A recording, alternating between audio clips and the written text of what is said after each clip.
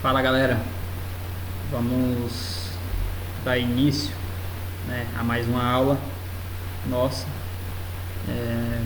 Esperamos nos últimos vídeos, nos dois vídeos, o primeiro e o segundo, que foi uma dúvida que o aluno teve. Esperamos ter conseguido atingir o objetivo, tá bom? Então vamos dar o segmento. Nós vamos trabalhar dois assuntos, nessa aula de hoje. Uma delas é o sistema SI, que é o sistema realmente de unidade de medidas, e a simbologia da instrumentação, as simbologias da instrumentação, tá bom? Então vamos lá. Então, o SI, o que é o SI? SI é Sistema Internacional de Unidades.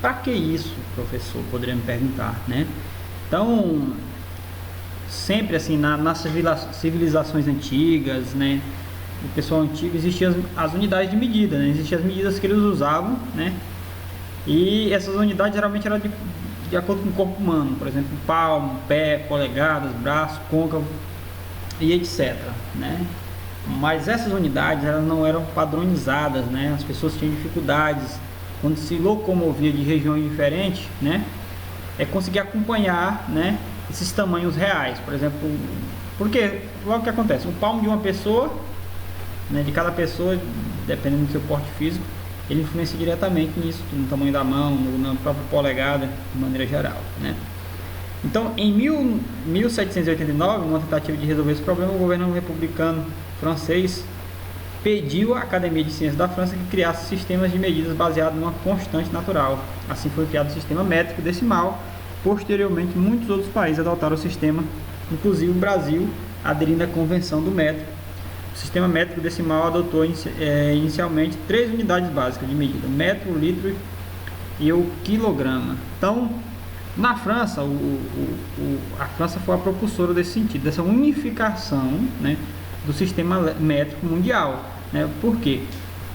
Porque cada país, antes disso, trabalhava de uma forma, tinha medidas diferentes, Até a gente pode citar o exemplo aqui no Brasil, que nós temos ainda hoje, tem no Brasil medidas diferentes. Por exemplo, o alqueire. O alqueire não é uma medida padronizada, Cada região, essa medida é diferente. O alqueire é uma unidade, medida de terra, de área, Então o que acontece? A unidade padrão realmente é o hectare. O hectare, em qualquer lugar que tu for, a unidade é certinha, corretinha, tá bom?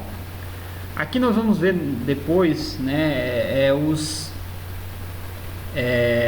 as unidades realmente que são usadas, no sistema SI, tá bom? Então aqui nós temos, as grandezas, as unidades e o símbolo. Então, são as grandezas do SI, comprimento, a gente tem que trabalhar com metro, massa, quilograma, e assim sucessivamente, Aqui nós temos outras unidades também, o ângulo plano, radiano, pressão em Pascal, o símbolo é PA, e a dimensional analítica é o quilograma por metro por segundo ao quadrado, Então a tensão elétrica é o volt, e o símbolo é o V, E a dimensional analítica é o quilograma por metro, o S é o cúbico de amperes, Então assim nós temos várias unidades, tá? E elas são padronizadas hoje, graças ao SI, o Sistema Internacional de Unidades. A ideia realmente foi para unificar essas medidas, tá bom? Aí nós temos a questão de múltiplos e submúltiplos, que a gente não vai tratar muito aqui. Na apostila de vocês tem algo relacionado a isso, mas é bem fácil também, Eu posso também tirar um outro momento para falar só sobre isso, porque senão não complicar muito a vida de vocês, tá bom? Então a gente vai passar agora para outra parte, que é a parte de simbologias, que é o objetivo principal dessa aula, tá? Então a instrumentação, com o objetivo de simplificar e globalizar o entendimento dos documentos utilizados para representar as configurações dos instrumentos e das malhas de instrumentos, utiliza-se normas e padrões internacionais, tá? No Brasil, essas normas é a BNT e a NBR 8189, E as normas internacional, que baseia-se a BNT e a NBR, é a ANS e e a ISA S5.1 e S5.5, né? Então, essas normas aqui, internacional, ela baseia a 8190 e a da ABNT, tá bom? Então, a seguir nós vamos apresentar algumas regras de identificação, né, e de simbologia presente na norma ISA. Entretanto, para a elaboração de projetos deve ser consultado diretamente as normas citadas, tá bom? Então aqui a gente vai citar exemplos, tá? No material de vocês, na apostila de vocês tem a parte de simbologias lá, que vocês podem acompanhar essa aula tranquilamente, tá? Então assim, aqui nós temos exemplos, né? Como é, para que isso tudo? Por que essa padronização de simbologia? Porque assim, para se tornar isso unificado, tá galera? Por quê? Eu vou imaginar aqui, por exemplo, na empresa que eu trabalho, né, uma siderúrgica, lá nós temos máquinas e equipamentos de vários locais do país. Aí já pensou, né, se a gente teria que aprender a padronização lá da China, por exemplo, nós temos equipamentos da China, nós teríamos que aprender a padronização da Áustria, por exemplo, né, então nós teríamos que aprender a padronização da Itália, por exemplo, que são da Suíça, né, que nós temos equipamentos Alemanha, né, nós temos equipamentos desses locais. Então nós iríamos ter bastante dificuldades, né? Por quê? Porque assim, cada padrão é diferente, né? Então essas empresas, né, essas fábricas, né, esses países, né, são unificados com o nosso. Então muitas coisas, assim, pouquíssimas coisas são diferentes, mas assim, o que é padronizado no sistema SI, eles são para qualquer local do Brasil. Então o cara que conhece as simbologias, por exemplo, a gente vai falar sobre instrumentação, qualquer lugar do mundo o cara vai conseguir identificar uma malha de controle de instrumentos, tá? Em qualquer lugar, tá? Então a ideia realmente é padronizar. Por quê? Porque você consiga, né, transmitir essa informação para qualquer outra pessoa. Porque um projeto de instrumentação, as pessoas fazem o desenho, né, e a pessoa aplica isso na prática, tá bom? Então, em qualquer lugar do mundo, as pessoas vão conseguir identificar e entender esse seu desenho, tá bom? Então, aqui a identificação dos instrumentos de acordo com a ISA S5.1. Cada instrumento deve ser identificado com um sistema de letras que o classifique funcionalmente e números que servem para identificar a malha de controle no qual o instrumento está inserido. O identificador funcional começa com a primeira letra, denotando a variável física que está sendo medida. Então, essa variável física, por exemplo, da primeira letra por exemplo, vazão, né? Nós falamos sobre variáveis de processo no vídeo anterior, né? Temperatura, nível, né? Uma variável física, né? Quando for necessário, a variável é seguida de um modificador, o segundo grupo de letras, e é responsável por qualificar a finalidade e a funcionalidade do instrumento. Por exemplo, a gente vai analisar medidor de vazão, né? Indicador de vazão, né? Então essa segunda letra é para qualificar qual é a função dele, né? Então aqui nós temos um exemplo, o instrumento PRC 00102A. Então o P significa a variável, o RC é a função, né? E que essa aqui é para identificar qual tipo de instrumento, né? E aqui as áreas, que é a parte da malha, né? Que não é muito padronizada, mas a função principal é esse cara aqui, tá bom? Então aqui a gente vai entender o que significa esse P e como identificar, por exemplo, esse P, o R e o C, tá? Então aqui, ó, na instrumentação nós temos essa tabela que é padronizada, tá? Então, ó, o P, tá? Vamos identificar aqui o P, procurar o P, né? O P quer dizer, ó, pressão ou vácuo, né? Se a gente for analisar aqui qual é a finalidade, ó, então, se a gente for analisar aqui, ó, pressão ou vácuo. E o RC, o R, registrador ou, não tá dando para verificar direitinho aqui, mas ó, e analisando essa tabela aqui, o que acontece? Ó, a primeira letra é essa parte daqui para cá, a primeira letra dos instrumentos, e a segunda letra é daqui para cá. Então vamos lá, ó, vamos agora entender mais um pouquinho aqui para frente, tá? Então, exemplo de identificação de instrumento, vamos lá, ó. Então LG, visor de nível, né?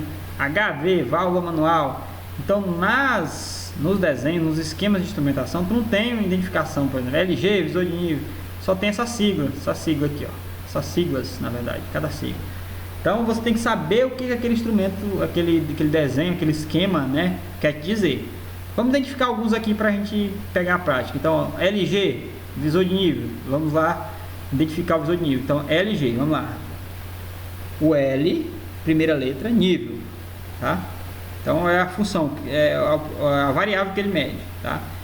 E o G, que é a segunda letra, tá? É o G. Visor, tá na parte da segunda letra, então visor. Então ficaria nível visor. Como tá em inglês, isso aí foi criado no inglês, né? Nível visor no português não fica legal a concordância, então o certo é falar visor de nível. Vamos procurar outra aqui. FV. Vamos procurar o PT, por exemplo, né? Vamos lá, PT. O P, pressão, tá? E o T, transmissor. Então, PT significa transmissor de pressão, tá? Então, dá para vocês realmente praticarem e conseguir identificar, né, essas informações aqui de acordo com essa tabela aqui. Então, nos esquemas de desenho é dessa forma. Então, vamos analisar aqui outros tipos de simbologias, né, que é encontrado nos instrumentos. Ó, simbologia para instrumentos tipo, tá?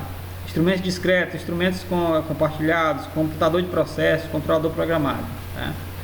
E localização. Se essa localização é montado no campo, é localização principal, normalmente é acessível ao operador, é localização auxiliar, normalmente acessível ao operador. Então, cada símbolo desse significa, né, uma informação. Por exemplo, vamos citar aqui esse símbolo aqui, ó, que é quase um losango, mais ou menos isso.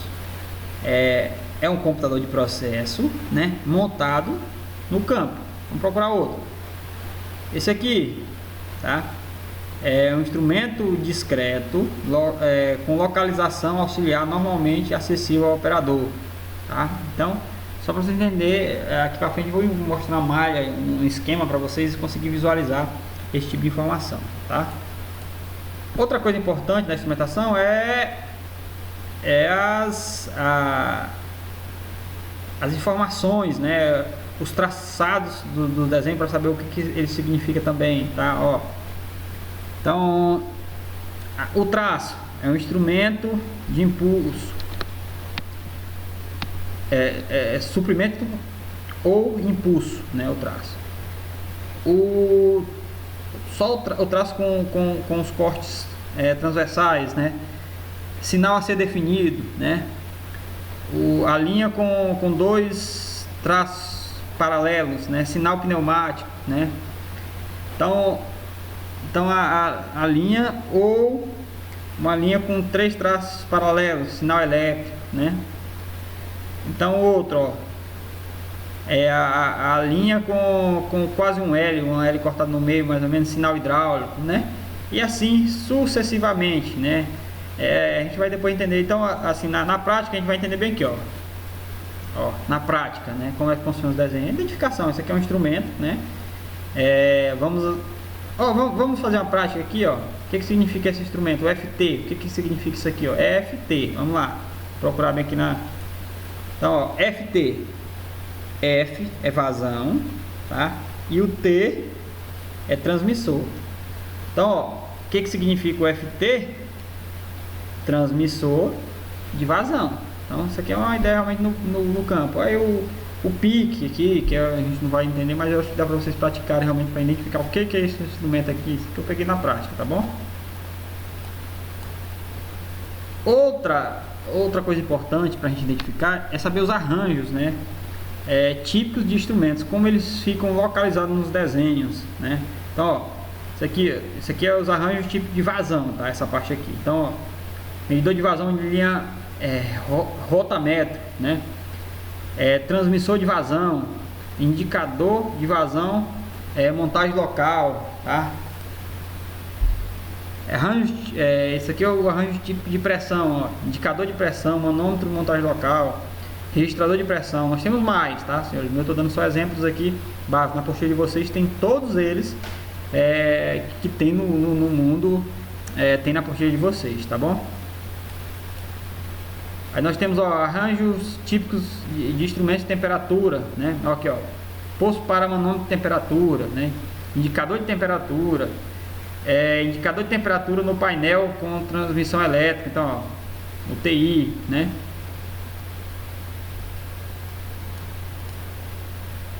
Então, arranjo tipo de nível, ó, visor de nível, né? LG, que é um visor de nível, registrador de nível no painel com recepção elétrica, instrumentos transmissor externo, né?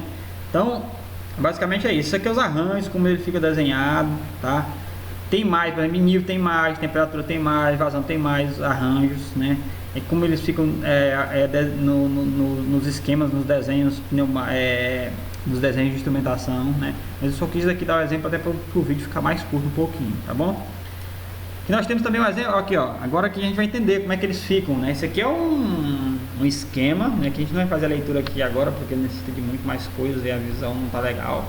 Mas isso aqui é um esquema de instrumentação, né? Um processo de instrumentação desenhado com todos os instrumentos aqui, né? Com as malhas, tudinho, né? Então, assim, se vocês quiserem até conseguir identificar cada instrumento desse, talvez a imagem não fique legal, mas vocês também podem pegar a prática. De acordo com esse conteúdo que a gente teve, ó, todos os instrumentos aqui, ó, no local, a gente tem aqui, ó, tudo aqui, ó, como é que eles são desenhados, né? Que a gente percebe, ó, isso aqui, se não me engano, ó, de nível, vamos lá, LD de nível, né? A LT, ó. Então, ó, registrador de nível no painel com recepção elétrica, né? Aqui de cara a gente já consegue identificar esse cara aqui, tá? Então, assim, só para vocês entenderem, um esquema pneumático é esse aqui. Para que isso tudo que a gente